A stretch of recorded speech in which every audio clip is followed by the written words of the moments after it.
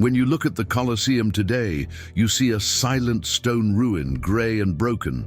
But to understand the reality, you need to close your eyes and imagine the noise. We are in Rome, in the year 80 after Christ, and the sound that hits your ears from kilometers away is not human. It feels like constant thunder. It is the roar of 50,000 people screaming in unison. Step closer to the structure. Forget the exposed stone we see in tourist photos. The original Colosseum is a bright, ostentatious jewel. The facade is covered in white travertine marble that reflects the blinding Mediterranean sun. Inside each of the hundreds of arches stand gigantic statues of gods and heroes, painted in vivid, vibrant colors, reds, blues, and gold. Outside, the smell is intense. It does not smell like history. It smells like a massive street fair. Street vendors shout, offering sausages, fried chickpeas, and cheap wine. Money changers sell betting tokens. The sweat of thousands of commoners standing in line mixes with the heavy perfume of nobles arriving in their litters, carried by slaves. But you will not enter through the main gate where the marble shines. You are taken to the side, to the gate of Libitina, the goddess of funerals. As the crowd enters to be entertained, you feel a chill run down your spine. You know that this colossal structure is not just a theater. It is a perfectly designed machine of death, and you are about to step inside its gears. As you descend the stairs, the sunlight disappears. The temperature rises dramatically. Welcome to the Hypogeum, the brain, the heart, and the gut of the Colosseum. No one in the stands above sees this, but down here is where the real show happens. Imagine a tight labyrinth of brick corridors, damp and stifling, lit only by torches that burn oxygen and leave the air heavy with black smoke. The smell down here is a physical assault. It is a concentrated mix of sawdust, wild animal excrement, the sweat of hundreds of slaves, and the metallic smell of dried blood that never leaves the stones. You hear roars that make the walls tremble. Lions brought from Africa, bears from Germania, leopards from Asia, all caged in tight dark cells, starving and terrified, waiting for the moment they are released. Look around. This is not just a dungeon, it is a factory. The place is filled with complex wooden machines, giant pulleys, thick ropes as wide as human arms, and lead counterweights. Groups of slaves, sweating profusely, turn massive capstans to operate the lifts. The Roman technology here is both impressive and terrifying. They created a system of trapdoors and manual elevators that allow beasts and entire sets to burst up from the arena floor above as if by magic. But for you, down here, there is no magic. Only suffocating heat, the clatter of chains, and the certainty that the wooden ceiling above your head is the only thing separating hell from the spectacle. You are taken to your cell in the Ludus Magnus, the training school connected to the Colosseum by an underground tunnel. Forget Hollywood actors with sculpted bodies and rock-hard abs. The reality of a gladiator is very different. If you look at your companions, you will see big, strong men, but covered by a thick layer of fat. You are called Hordearii, or barley-eaters. The diet is strict and honestly terrible. It is basically barley porridge, beans, and plant ashes to provide calcium for the bones. Meat is rare. The goal is not to look good. The goal is to build a layer of subcutaneous fat. Why? Because fat protects. A shallow sword cut gets caught in the fat and does not reach muscles or vital arteries. You can bleed and put on a show for the crowd, but stay alive to fight another day. It is biological armor. Your life here is an investment.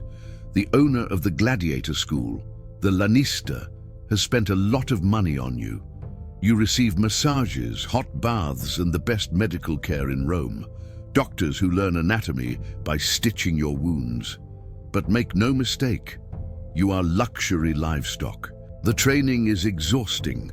You strike wooden posts with wooden swords that weigh twice as much as real ones, until your arms no longer respond. You have no freedom, no name, no future. You are valuable property that can be discarded at any moment if the crowd turns its thumb the wrong way. While you wait for your turn, let's look at the engineering above you. The Colosseum is not just a stadium, it is a tool for controlling nature. The Roman sun can be merciless, cooking the audience alive. To solve this, the Romans created the Velarium. Imagine a gigantic canopy, the size of ship sails, stretched over the heads of 50,000 people. To operate it, they do not use ordinary slaves. They brought sailors from the imperial fleet of Misenum, the only men capable of climbing the masts and handling ropes of that size in strong winds. And look at the floor of the arena. The word arena comes from the Latin Harena, which means sand. The wooden floor is covered with a thick layer of fine yellow sand. This is not aesthetics. It is pure functionality. The sand serves a single purpose: to absorb. It absorbs the blood, sweat, and urine of the animals, preventing the floor from becoming slippery. When the sand becomes too dirty or too red during the spectacle, boys run in to throw a fresh, clean layer on top, resetting the stage. On some special occasions, the engineering goes even further. It is said that in the early years, they could flood the entire arena within a few hours, turning the Colosseum into an artificial lake for real naval battles with scaled-down warships. They control light, water, earth, and beasts. Within these walls, the emperor plays at being a god, and you are just a pawn on this board of sand and blood. The moment has arrived. The sound above changes. The screams grow sharper, more hysterical. The master of the games points at you. You step into a tight wooden cage, a manual elevator. You hear the creak of the ropes stretching and the strain of men turning the capstan. The lift begins to rise, jolt by jolt, toward the light. The moment your head passes through the trapdoor and emerges into the arena is a sensory shock no human being should ever experience. First, the light. After the darkness of the underground, the midday sun blinds you for a few seconds. Then, the sound. The roar is no longer distant thunder, it is a physical wall of noise that slams into your chest. 50,000 twisted faces screaming, booing, or cheering. The heat is suffocating. The sand reflects the temperature like an oven. You put on your helmet. Your vision is reduced to a narrow slit. Your breathing echoes metallic inside the bronze. The smell of your own fear is the only thing you can sense. High above in the imperial box, a figure dressed in purple watches with boredom. The Emperor. He can decide your life with a casual gesture of his hand while chatting with a senator or eating a grape. On the other side of the arena, another elevator rises. Your opponent. Or perhaps a trapdoor opens and a beast, driven mad by hunger and darkness, bursts out blinking into the light, searching for the first thing that moves. There is no background music, only the sound of your breathing, the roar of the crowd, and the crunch of sand beneath your sandals.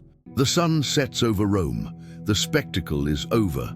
The crowd leaves behind tons of trash, food scraps, and broken pottery scattered across the stands. Silence returns to the Colosseum, but it is a heavy silence. The cleaners enter. Slaves with rakes turn over the sand, removing the debris of the battle. The red sand is taken away and replaced with fresh sand, ready for the next day. The bodies were dragged out through the gate of death. Some went to proper funerals, if their families paid. Others went to mass graves or to the river Tiber. Incense is burned in an attempt to mask the stench that has soaked into the stones. The Colosseum at night is an empty skeleton. The colorful statues seem to watch over the emptiness of the arena. Today, we look at these ruins as a monument of art and civilization. We take photos, buy souvenirs. But it is important to remember what this was built for.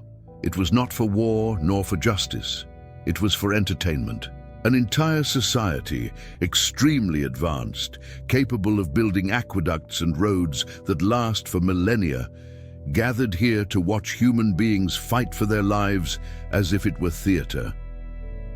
When you look at the Colosseum again, Do not see only the stone.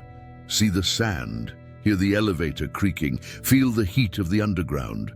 This was the restored history of the Colosseum. If you had the stomach to enter the arena with us, subscribe to the channel for the next journey into the past. History is brutal, but we are here to face it head-on.